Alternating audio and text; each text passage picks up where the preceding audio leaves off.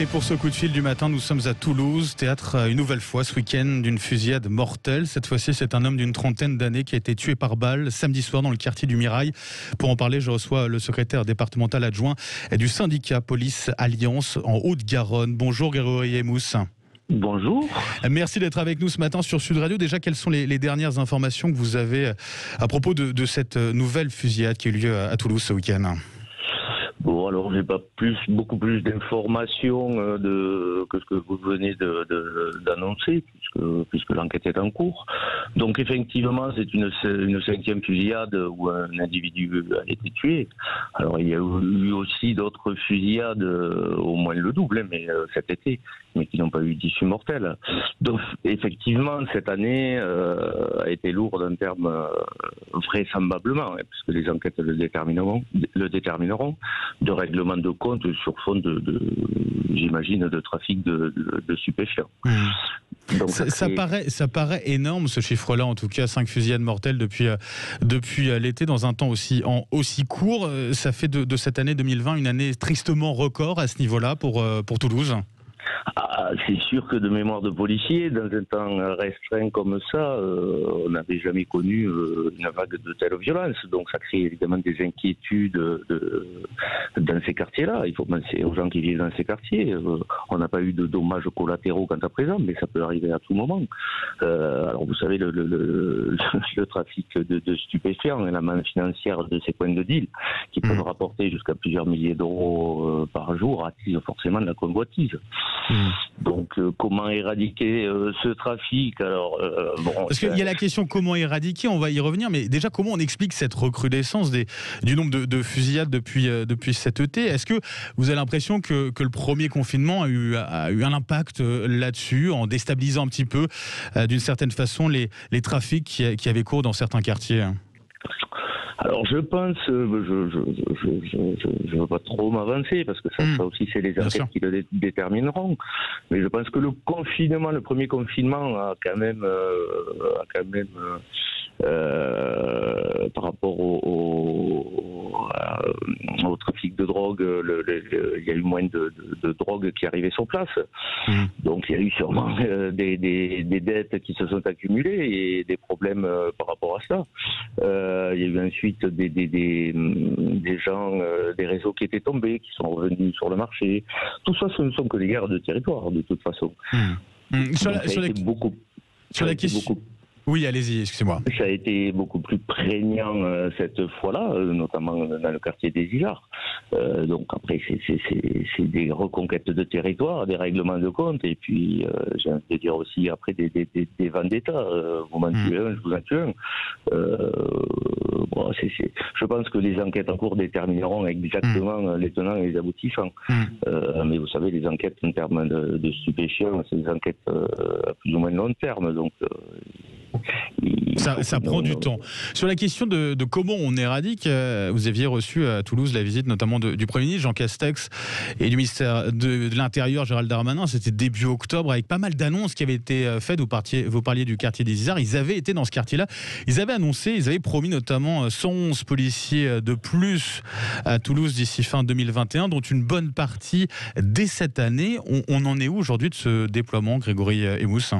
Alors, j'allais vous le dire. Évidemment, à Toulouse, nous avons un criant manque d'effectifs. Donc, il faut impérativement des renforts d'effectifs. Donc, à Toulouse, on le martèle, nous, depuis des années, au syndicat Alliance, tant pour occuper la voie publique dans ces quartiers, mais aussi pour renforcer nos services judiciaires qui croulent sous les dossiers. Donc, effectivement, quand tous ces ministres étaient descendus à l'automne, ils nous ont promis le renfort de 111 policiers, dont une partie avant la fin 2020. Effectivement, nous avons une dizaine de policiers qui nous seront affectés au 31 décembre prochain. Donc je vous cache pas que le gouvernement a respecté sa parole, mais une dizaine de policiers, nous aurions préféré déjà un renfort plus conséquent, et puisque les renforts sont indispensables dans cette lutte contre le trafic de stupéfiants, mais aussi pour la lutte contre la délinquance du quotidien. Bien sûr. Parmi les mesures annoncées, alors plus globales au niveau national, on a appris la semaine dernière, c'est plutôt surprenant, qu'une plateforme internet allait être mise en place pour permettre aux citoyens de signaler eux-mêmes de nouveaux points de deal. C'est une idée qui vous semble intéressante ? Oui, intéressante. Je sais pas, vous savez, les policiers sur Toulouse connaissent très bien leurs points de deal, comme partout en France, dans les quartiers où il y a des points de deal. On les connaît déjà, les points de deal. On va sûrement nous dénoncer sur cette plateforme des points de deal que nous connaissons déjà, de toute façon. Donc pour vous, c'est un gadget, ça n'a pas vraiment d'utilité en soi ? Je pense que c'est c'est un peu de la poudre aux yeux. Grégory Emous, l'actualité aussi pour vous, c'est ce réveillon du 31 décembre aussi qui approche, un couvre-feu maintenu pour la Saint-Sylvestre. Dans les rangs de la police, comment vous préparez cette date à Toulouse et à quoi vous attendez ? Évidemment, comme chaque année, nos collègues seront sur la brèche ce soir-là. Nous n'avons pas encore l'état des effectifs qui seront engagés ce soir-là. J'ose espérer que nous aurons le renfort de forces mobiles, CRS ou gendarmes mobiles. Mais bon, il faut bien comprendre que ces forces mobiles en renfort sont engagées sur tout le territoire national. Quand est-ce que vous saurez justement sur le dispositif qui sera mis en place ? Vous aurez des informations à ce sujet ? Ça va arriver au dernier moment ? Ça arrivera, je suppose, dans la semaine, mais comme chaque année, vous savez, on en revient toujours pareil, au manque d'effectifs. Donc mes collègues, ce soir-là, travailleront avec les moyens du bord.